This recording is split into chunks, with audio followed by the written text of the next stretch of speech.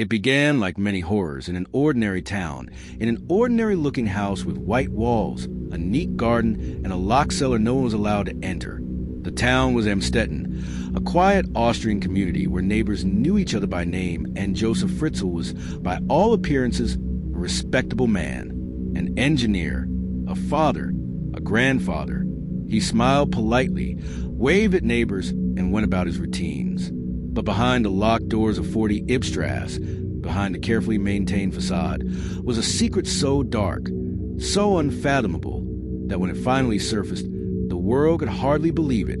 On April 26, 2008, a 19-year-old girl named Kirsten was rushed to the hospital in critical condition. She was suffering from seizures and multiple organ failure. The young woman looked pale, weak, and strangely sheltered, as if the world outside was something foreign to her. The doctors were alarmed, not just by her condition, but by her medical history, or rather, the lack of it.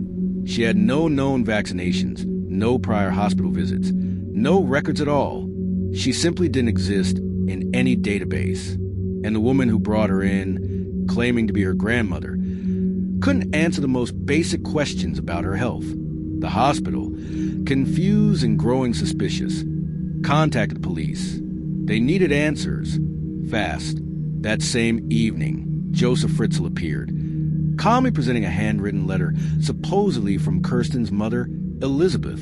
He claimed Elizabeth had joined a cult years ago, cut off all contact, and had now left her daughter on his doorstep with a note. But something didn't sit right with the officers. The writing was odd, the story even more so. Over the next few hours, Fritzl's lies began to unravel.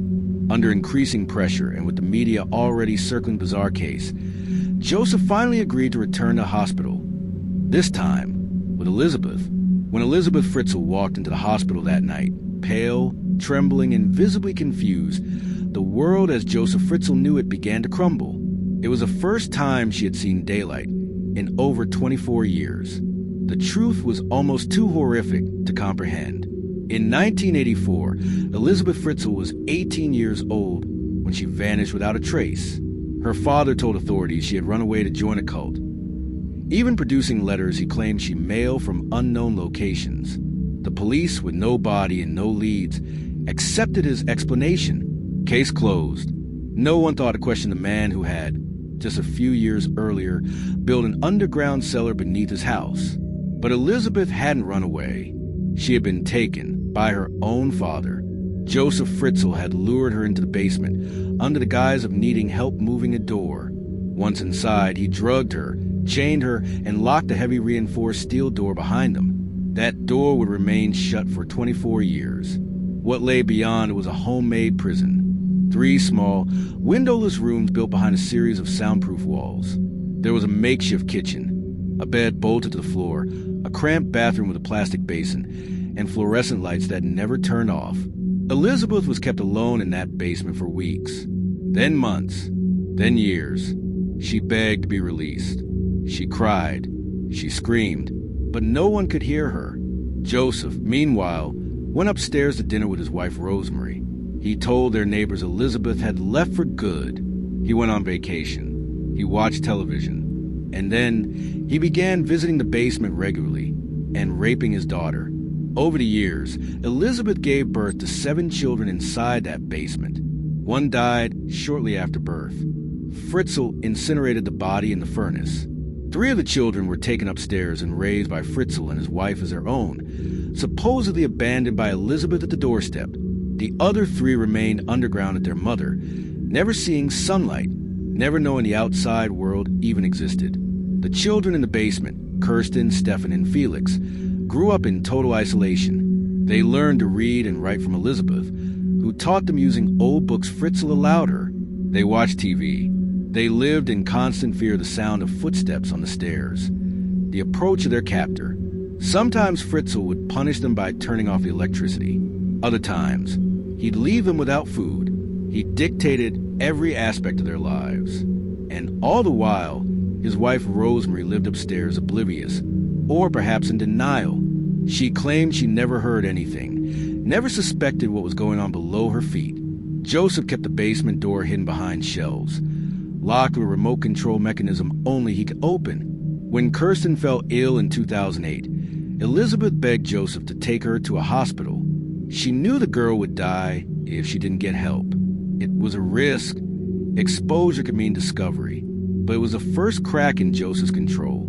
It was also the moment everything began to unravel. When the story broke, it made international headlines.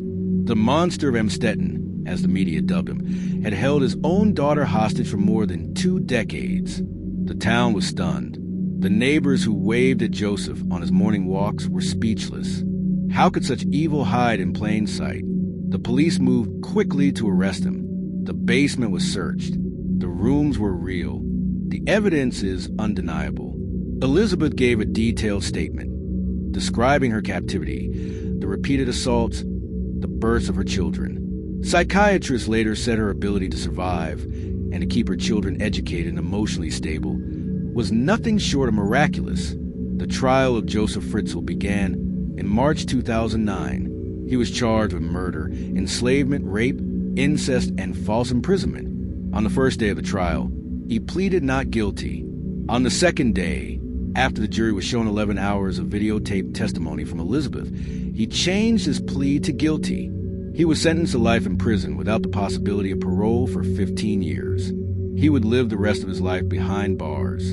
The Fritzl case was more than just a crime. It was a global reckoning. It forced questions about how such atrocities could go unnoticed for so long, about the nature of evil, about the silence of bystanders and the cracks in social systems. Elizabeth and her children were moved to a secure location. For years, they underwent therapy in a hidden facility designed to help them adjust to normal life. The children had to learn everything: how to walk in sunlight, how to interact with people, how to live outside a locked room. Kirsten recovered from her illness. The family, according to reports, began slowly rebuilding their lives. Today, they live under new identities, far from the public eye. Occasionally, local papers claim to have spotted them, but there are no confirmed sightings.